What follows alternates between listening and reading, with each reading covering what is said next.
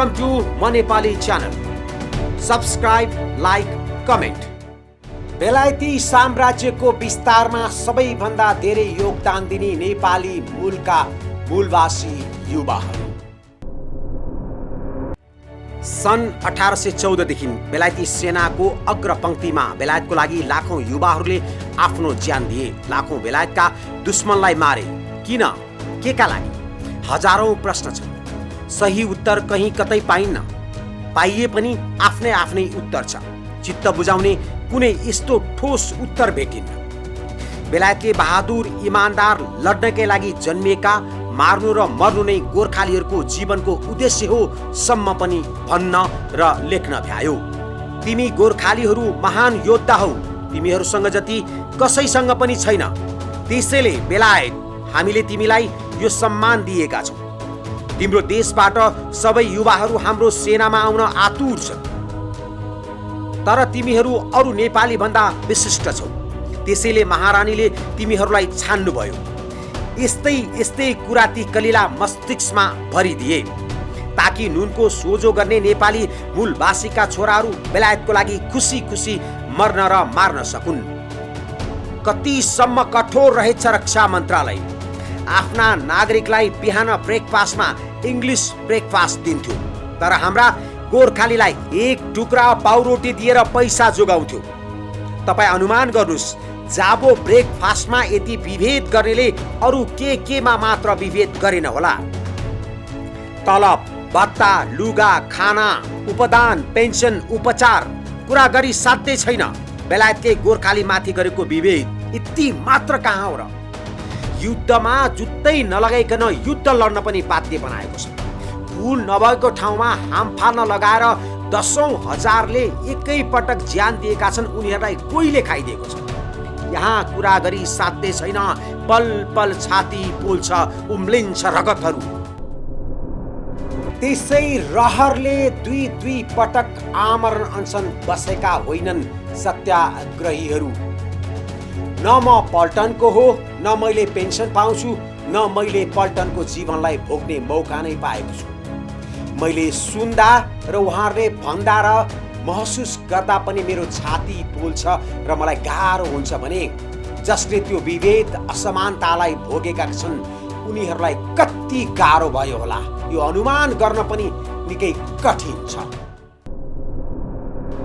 एउटै युद्ध, एउटै हतियार, अझ अग्रपंक्तिमा सबैभन्दा डेन्जर जोनमा बसेर नेपाली मूलवासी युवाहरूले बेलायतको साम्राज्य विस्तारमा आफ्नो जीवनको बलिदान दिए, मरे मारे। तर पनि उनले छुट्टै गोर्खा पल्टनको कानुन बनाएर एमओडीले हाम्रा मूलवासी युवाहरूलाई कसरी असमानता लाद्यो थाहा नपाउनु अलग कुरो, महसुस नगरुन्जेल अलग कुरो। जब आफूमाथि असमानता भइरहेको छ भन्ने बुझेपछि कति गाह्रो हुन्छ। 207 वर्षदेखि यो विभेदलाई आफ्नो छातीमा दबाएर राख्न बाध्य भएका गोर्खालीहरूको पीडाको कुरा गरी साध्य छैन। आजको विषय पनि यस्तै छ। त्यस्तै विभेद विरुद्ध पल्टनमै पनि आफ्नो आवाज उठाएका रिटायर मेजर डम्बर घले। उनले बेलायतको रक्षा मन्त्रालयले बनाएको कानुनको विरुद्ध पल्टनमै विद्रोह गरे र एउटा अध्यायमा सफलता हासिल गरे, जुन अध्याय आज पनि निरन्तर छ। बोल्दा अलि छुच्चो, ठाडो र स्पष्ट बोल्ने मेजर डम्बर घले आजको मेरो यो श्रृङ्खलाको मुख्य विषय हुन्। सन् 1975 18 वर्षको उमेरमा पक्ली हवाबाट भर्तीको यात्रा सुरु गरेका गोर्खा मेजर डम्बर घले 27 वर्ष पल्टनमा बिताए। सन् 2002 मा गोर्खा मेजर भएका घलेलाई क्विन्स गोर्खा इन्जिनियर रेजिमेन्टमा उल्लेखनीय काम गरे बापत बेलायती महारानीबाट प्रदान गरिने एमबी पदकबाट सन् 2002 मा सम्मानित गरे।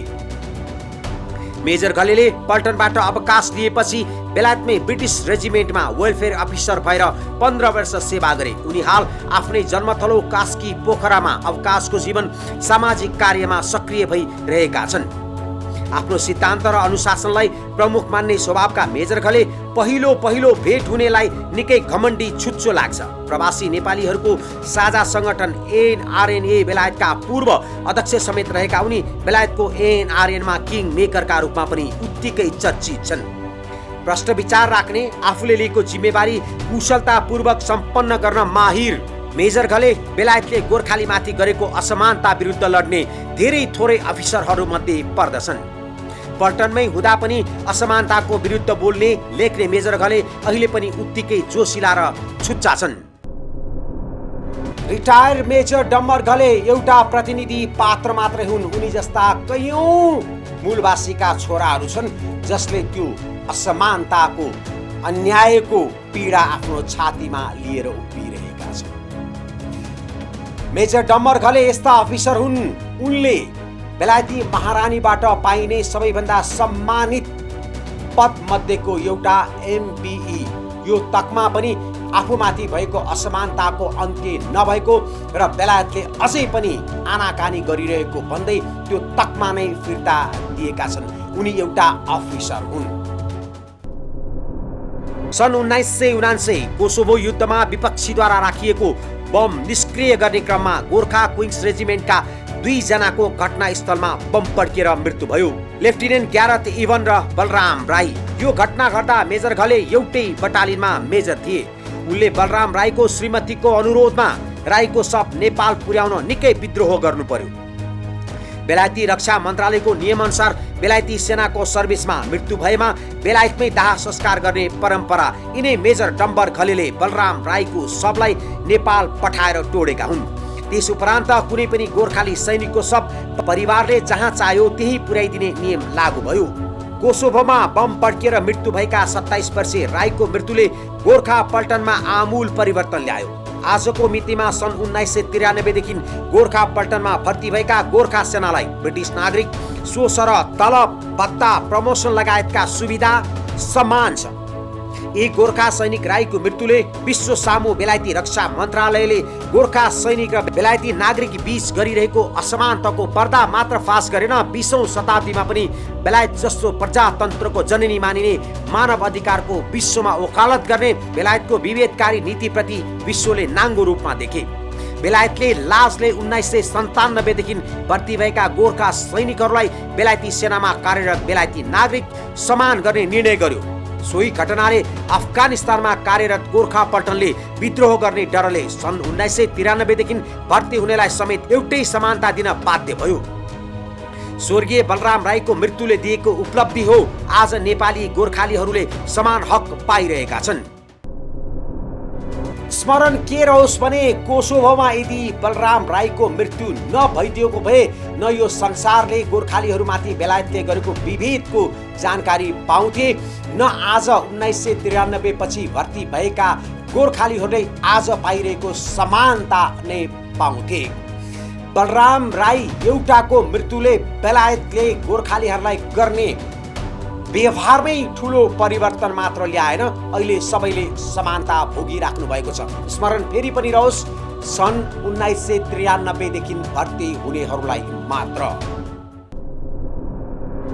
गोर्खालीमाथि बेलायतले गरेको असमानताको विरुद्धमा विभिन्न सङ्घ सङ्गठनहरूले आफ्नै किसिमले आन्दोलन गरिरहेका थिए। कोही पूर्व फर्केर, कोही पश्चिम, कोही उत्तर, कोही दक्षिण। जबसम्म हामी एक हुँदैनौँ तबसम्म हामी हाम्रो लक्ष्यमा पुग्न सक्दैनौँ भन्दै रिटायर मेजर डम्बर घलेले सबैलाई जोडेर एउटा मोर्चाको सुरुवात गरेका थिए। उनी पहिलो हुन् सम्पूर्ण सङ्गठनलाई एउटै मोर्चामा गोलबन्द बनाउन सफल भएका। तर दुर्भाग्य त्यतिखेर पनि पहिलो सङ्गठनले त्यो मोर्चालाई ठुलो धोका दियो। विभिन्न रूपमा सङ्गठित सङ्गठनहरूलाई उनले गफ गोर्खा युनाइटेड फोरमको रचना गरेर नेतृत्व गरेका थिए। तात्कालीन भूपुहरूको लागि आन्दोलनरत गेसो, बीजीडब्ल्यूएस, नेसा, युभिजनलाई एउटै मोर्चामा ल्याएका घलेले करिब 2 वर्ष नेतृत्व गरे। विशाल प्रदर्शनदेखि विज्ञप्ति लगायतका गतिविधि गरे। सन् 2009 मा बेलायतले उसका उपनिवेश देशहरूलाई दिएको सुविधाको आवासीय अधिकार गोर्खालीलाई दिनुमा पनि उनले नेतृत्व गरेको गोर्खा युनाइटेड फोरमको सक्रियताको पनि उपज हो। समानताको लागि लडाई लडिरहेको गोर्खा आन्दोलनलाई तित्तर बित्तर पार्न बेलायतले फालेको एउटा सुन्दर जाल थियो सेटलमेन्ट राइट। फुटाउ र राजगर नीति अन्तर्गतको एउटा बेलायतको लागि रक्षा मन्त्रालयको सफल गोर्खाली समानताको आन्दोलन कमजोर बनाउने एउटा अध्याय। बेलायती सेनामा कार्यरत भूतपूर्व गोर्खालीहरूको माग कहिले पनि बेलायतको सेटलमेन्ट थिएन। उनीहरूको माग थियो समान पेन्सन र क्षतिपूर्ति। यदि गोर्खालीहरूको मागलाई पूरा गरेको भए बेलायतलाई आर्थिक रूपमा निकै महँगो पर्ने भएपछि उनले सेटलमेन्ट राइटको पासा हालेर गोर्खा आन्दोलनलाई तित्तर बित्तर बनायो। बेलायत यति चलाक छ फुटाउ र राजगरमा कि बिचरा उसैले तालिम दिएका ती कलिला मस्तिष्कमा छोडेका छापहरूमाथि आफ्नो वर्चस्व बनाउनलाई उसलाई केही पनि बेर लागेन। बेलायतले 1999 मा दिएको सेटलमेन्ट राइट गोर्खाली आन्दोलनलाई दमन गर्नको लागि बेलायती रक्षा मन्त्रालयको योजनामा बेलायतको सरकारले रचेको एउटा प्रपञ्च भन्दा केही फरक पर्दैन। किनकि बेलायतले जसरी गोर्खालीहरूलाई कमनवेल्थ अनुसार अर्थात् उसको उपनिवेश रहेको देशहरूलाई दिने सुविधा दियो सेटलमेन्ट राइट, जबकि नेपाल अहिलेसम्म कसैको पनि उपनिवेश थिएन र रहने पनि छैन। जबसम्म गोर्खालीहरू छन् तबसम्म त सम्भव छैन। राजनीतिक रूपमा देशलाई नेताहरूले खोक्रो विदेशीको गुलामी गरेर खोक्रो बनाए पनि भौगोलिक रूपमा नेपाल कहिले पनि कसैको पनि उपनिवेश थिएन। असमानता विरुद्धको आन्दोलनलाई अझ सशक्त बनाउन पहिलो नेपाली गोर्खा काउन्सिलर धनगुरुङको पहलमा सन् 2005 मा बेलायतको राजधानी लन्डनमा बेलायती महारानीबाट प्राप्त भएको सम्मानित पदक एमबी बेलायत सरकारलाई फिर्ता गरे। यो असमानताको विरुद्धको नैतिक दबाव हो बेलायतको लागि, तर पनि बेलायत गोर्खालीमाथि न्याय गर्ने पक्षमा छैन। गोर्खा सत्याग्रह सङ्घर्ष समितिको 8 वर्षे आन्दोलनमा दोस्रो पटकको आमरण अनसनले पहिलो पटक सरकार बीच गोर्खालीहरूमाथि भएको असमानताको अन्त्य गर्न वार्ता गर्न तयार भएको छ। यसै क्रममा हामीले रिटायर्ड मेजर डम्बर खलेलाई पोखरामा सोधेका थियौँ, तपाईले केही वर्ष अगाडि सुरु गर्नुभएको एकता अहिले बलियो भएको छ र गोर्खा आन्दोलनले यो उचाइमा आइपुगेको छ, यसलाई कसरी बुझ्नु भएको छ? मेजर साहब, लामो समय तपाईँले पनि गर्नुभयो, मैले तपाईँले गर्नुभएका अभियानका कुराहरूमा म पनि पार्टिसिपेन्ट थिएँ, गफदेखि लिएर धेरै कुराहरू होइन तपाईँको अर्गनाइजेसनको। तपाईँ पनि एउटा चाहिँ सम्पूर्ण गोर्खालीहरू युनाइटेड हुनुपर्छ अनि मात्र हामी सक्सेस हुन्छौँ भन्नेमा साह्रै लगनका साथ लाग्नुभएको मान्छे हो। आज लगभग हामी युनाइटेड नै छौँ, भयौँ, पक्कै पनि खुसी हुनुहुन्छ? एकदम खुसी छु, एकदम खुसी छु। अब मैले सधैँ भन्ने गर्छु होइन, एकता नै हाम्रो चाहिँ सबभन्दा ठुलो चाहिँ प्रथम हाम्रो चाहिँ आफ्नै च्यालेन्ज हो क्या। पटक पटक के भनिने गरेको छ भने ब्रिटिस रिप्रेजेन्टेटिभहरूले जो चाहिँ ब्रिटिस गभर्मेन्ट भनौँ या मोडी भनौँ या कुनै व्यक्तिले उनीहरूको एउटै मात्रै प्रश्न छ, तपाईँहरू एकता हुनुहोस् सम्बोधन हुन्छ, तपाईँहरू एक नभएसम्म यो सफल हुन सक्दैन अनि हामीले पनि त्यसै गर्नु मिल्दैन भन्ने यो प्रश्न हाम्रो अगाडि छ क्या। त्यस कारणले गर्दाखेरि जुन टेक्निकल रिपोर्ट निकालियो मेजर जुद्ध साहबको चाहिँ कोअर्डिनेसन अथवा उहाँ चाहिँ मेन चाहिँ चिफ कोअर्डिनेटर हो, अनि त्यसमा चाहिँ समावेश गर्दाखेरि म उहाँसँग पटक पटक हाम्रो चाहिँ अनअफिसियल कुराहरू भएको छ। किनभने मैले जुन बेलामा मैले 4वटा मुख्य दलहरूको संयोजक उहाँहरूकै निमन्त्रण र उहाँहरूकै साथ समर्थनमा मैले गरेको थिएँ, त्यतिखेरको अनुभवहरूले मैले सेयर गर्न चाहेँ। अनि त्यतिखेर मैले पनि उहाँलाई भनेको थिएँ ऱ्यानलाई पनि हामी चाहिँ समावेश गर्नुपर्छ। ऱ्यान भनेको यसमा अलिकति ओल्ड एन्ड बोल्ड अफिसर साहबहरू हुनुहुन्छ, उहाँ अलिकति डेटेड हुनुहुन्छ, उहाँहरूलाई चाहिँ अलिकति चाहिँ सचेत बनाएर उहाँहरू चाहिँ ब्रिटिस एजेन्टहरूको चाहिँ प्रभावमा परेर चाहिँ प्रभावित हुन दिनु भएन भन्ने मैले चाहिँ उहाँलाई सचेत गराएको थिएँ। जुन चाहिँ टेक्निकल रिपोर्ट चाहिँ जुन प्रस्तुत भयो त्यो त्यसै ओभरनाइट एकजनाले गरेको होइन, अभियसली मेजर जुथको ठुलो चाहिँ योगदान छ त्यसमा, र त्यो ट्रान्सपेरेन्ट डकुमेन्ट हो, त्यो लुकाएर राखेको डकुमेन्ट होइन। यद्यपि विगतको दिनहरूमा चाहिँ विभिन्न सङ्घ संस्थाहरूले क्याम्पेन गरे तापनि विशेष व्यक्तिहरूलाई मात्रै थाहा हुने, विशेष व्यक्तिहरूको हातमा मात्रै त्यो डकुमेन्ट त्यो निर्णयको कुराहरू त्यो स्ट्राटेजीको कुराहरू गरिन्थ्यो भने अहिले यो अवस्था होइन। यो चाहिँ एकदम ट्रान्सप्यारेन्ट छ। आजै पनि भयो यो कार्यक्रममा उपस्थित भएका दाजुभाइहरूले चाहिँ टेक्निकल रिपोर्टको विषयमा त्यति ज्ञान नभएको मैले थाहा पाएँ। अनि मैले के अनुरोध गरेँ भने तपाईँहरूले यदि चाहनुहुन्छ भने तपाईँहरूले त्यो डकुमेन्ट उपलब्ध गरेर तपाईँहरूले अध्ययन गर्न सक्नुहुन्छ। जुन डकुमेन्ट चाहिँ सबै अहिलेका भूभू संस्थाहरू छन् सबैको समर्थन, सबैले त्यो डकुमेन्ट केलाएर हेराएर सबैको चाहिँ भनौँ न यो मागहरू छ त्यो समावेश गरिएको छ। र त्यो डकुमेन्ट चाहिँ दुई देशको सरकारलाई, ब्रिटिस सरकार अनि नेपाल सरकारलाई चाहिँ टेबलमा एउटा माध्यम एउटा प्रक्रिया पुर्याएर चाहिँ अगाडि छ। त्यस कारणले अहिले जुन चाहिँ बेलायतमा हाम्रो 3 जना बहादुरहरू ज्ञानराज राईज्यू, धनबहादुर गुरुङ र पुष्पा राणाखाले ज्यू 3 जनाले चाहिँ अघि सरेर आफ्नो चाहिँ यो प्रतिज्ञालाई लिएर समुच्च भूपूको लागि भनेर उहाँहरूले चाहिँ जुन चाहिँ आमरण के भन्छ हङ्गर स्ट्राइक गर्नुभयो, जुन अहिले अन्त्य भएको छ त्यो हामी एकदमै खुसी छौँ। किनभने थ्याङ्क्स गड उहाँहरूले चाहिँ ज्यान गुमाउनु परेन। र यो वार्ताको ढोका खोलिरहँदा अब हामी सचेत हुनुपर्ने, फेरि पनि विगतको दिनको जस्तै हामी चाहिँ फुटेर होइन जुटेर अब कसैले पनि यो किन कसरी भन्ने प्रश्न नउठाउँ। किनभने त्यो टेक्निकल डकुमेन्टमा एउटा त सबै संस्थाले चाहिँ सहमत गरेर सिग्नेचर गरेर त्यसको चाहिँ एउटा चाहिँ वैधानिकता पाएको डकुमेन्ट हो र दुईवटा कुरा चाहिँ त्यो दुईवटा गभर्मेन्टमा पुगिसकेको डकुमेन्ट हो। त्यस कारणले गर्दाखेरि अहिले हाम्रो माग, हाम्रो चाहिँ चाहना र हाम्रो चाहिँ च्यालेन्ज भनेको भने एकतालाई कायम गर्ने, कसैले नबुझेको हाम्रो भूपू दाजुभाइहरूलाई चाहिँ बुझाउने र सकिन्छ आर्थिक, नैतिक, भौतिक सबै सहयोग गरौँ। सकिँदैन भने हामीले चाहिँ एटलिस्ट थ्याङ्क यू र एप्रिसिएट गर्नलाई हाम्रो केही बिग्रिनवाला छैन। त्यस कारण धैर्य गरौँ। अबको यो टाइम टेबलहरू आउँदैछ, हामीले यो चाहिँ हाम्रो म भन्छु अन्तिम लडाइँ हुनेछ। Thank you. मेजर साहब, अब तपाईँलाई अब वेलफेयरमा पनि तपाईँ आबद्ध हुनुहुन्थ्यो लामो समयसम्म होइन, अब तपाईँ धेरै ठाउँमा आबद्ध हुनुहुन्छ।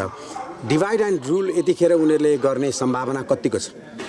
अब यस्तो छ, मैले अघि नै पनि मेरो छोटो मन्तव्य भनेको थिएँ, जब भूपूको क्याम्पेन सक्सेस हुँदै जान्छ, सक्रिय सफल हुँदै जान्छ, उनीहरूको ठुलो चासो हुन्छ। ब्रिटिस सरकारले उनीहरूले सकेछ भने हाम्रै मान्छेलाई युज गरेर हाम्रो एगेन्स्टमा उनीहरूले चाहिँ हाम्रो क्याम्पेनलाई कमजोर गराउन खोज्छन्। यो मैले भोगेको कुरा हो। किनभने मैले के गरेँ भन्दा पनि त्यो दिन मैले सम्झिन चाहेँ जब मैले MBE मेडल मेरो 5वटा मेडलको साथमा बुझाएँ र मसँग सहकार्य गरेर 50 जनाको हामीले त्यतिखेरको तत्काल प्रधानमन्त्री गोर्डन ब्राउनलाई बुझाएको अहिलेसम्म हामीले फिर्ता लिएको छैन। बारम्बार मलाई चाहिँ अनुरोध आएको छ, लिन चाहन्छु भने लिन सक्छ, तर मैले लिएको छैन। किन भन्दाखेरि जबसम्म हाम्रो भूपूको क्याम्पेन, हाम्रो चाहिँ माग अन्त हुँदैन त्यो लिएर कुनै सार्छ। मलाई थाहा छ त्यो सुरक्षित छ। त्यस कारणले गर्दाखेरि मैले भन्नु खोजेको के भने त्यति बेला पनि एकता भइसकेको अवस्थामा, जुन सेटलमेन्ट सबै पाइसकेको अवस्थामा अब यिनीहरू एकता भयो भन्ने बित्तिकै जब एक किसिमको चाहिँ एउटा ठुलो चाहिँ हङ्गामा आयो, त्यतिखेर MODले चाहिँ जासुसहरू ब्रुनाईमा पठायो, नेपालमा पठायो। नेपालमा हाम्रो रानको हाम्रो सिनियर साहबहरूलाई चाहिँ ब्रेन वास गर्न खोजे। ब्रुनाईमा गएर ती भनौँ न अलिकति अबुझ भनौँ न समूहलाई चाहिँ ब्रेन वास गरेर उनीहरूलाई चाहिँ नेगेटिभिटी पठाउन खोजे। त्यस्तो गरेर हामीलाई चाहिँ आखिरमा के भयो भने झुलाएर छोड्यो। त्यस कारणले गर्दाखेरि म के भन्छु भने अब हामी सचेत हुनुपर्छ। त्यस कारणले गर्दाखेरि यो क्याम्पेनलाई अब अन्तिम हाम्रो लडाइँ भन्नुपर्छ, जो कि अहिले ढोका खुलिएको छ। यो अवस्थालाई चाहिँ हामीले चाहिँ सकेसम्म मैले भन्दै गरेको छु एकदमै सहयोग गरौँ। सबभन्दा कुरो यसलाई चाहिँ एउटा प्रिन्सिपलमा हामी सबैले सहयोग गऱ्यो भने यसमा चाहिँ हाम्रो सबैको जित हुनेछ। यो अन्तिम लडाइँ हो। यदि यतिखेर पनि कुनै गोर्खा सङ्गठन वा कुनै नेपालीले यो आन्दोलनलाई कमजोर बनाउने भूमिका खेलेको खण्डमा भोलि गोर्खालीहरूले माफ गर्ने छैनन्। किनकि आज जुन उचाइ पाएको छ, आज जुन मौका गोर्खालीले पाएको छ, त्यो मौका अब जीवनमा फेरि पाउने छैनन्। स्मरण के रहोस् भने आन्दोलन सुरु गर्दाखेरि करिब 48,000 भूतपूर्व गोर्खा सेना हुनुहुन्थ्यो भने अहिले घटेर 13-14,000 मात्र बाँकी छ। अरूको मृत्यु भइसकेको छ। अब अनुमान गर्नुहोस् अझ हाम्रा दाजुभाइहरूको सङ्ख्या कति घट्दै जानेछ। यो अन्तिम लडाइँ हो। हर एक नेपालीको त्यति नै जिम्मेवारी छ यतिखेर यो आन्दोलनलाई साथ दिन हामीमाथि भएको असमानताको अन्त्य गर्न विश्वलाई देखाउन कि हामी वीर गोर्खालीहरू केवल बेलायती साम्राज्यको लागि मात्र होइन, हामी आफ्नो मान सम्मान र आत्मसम्मानको लागि पनि लड्न सक्छौँ। हामीले बुझेका छौँ हामी 207 वर्ष अगाडि जस्ता छैनौँ, हामीले पनि धेरै सिकिसक्यौँ, बुझिसक्यौँ, अध्ययन गरिसक्यौँ भनेर देखाउनको लागि पनि यतिखेर सम्पूर्ण नेपालीहरूको एकबद्धता हुन जरुरी छ। हवस् त, यो गतिविधि अझै निरन्तर छ, तर आजको लागि भने बिदा दिनुहोस्। म नेपाली, मेरो नेपाल, न कुनै बस न कुनै तर्क।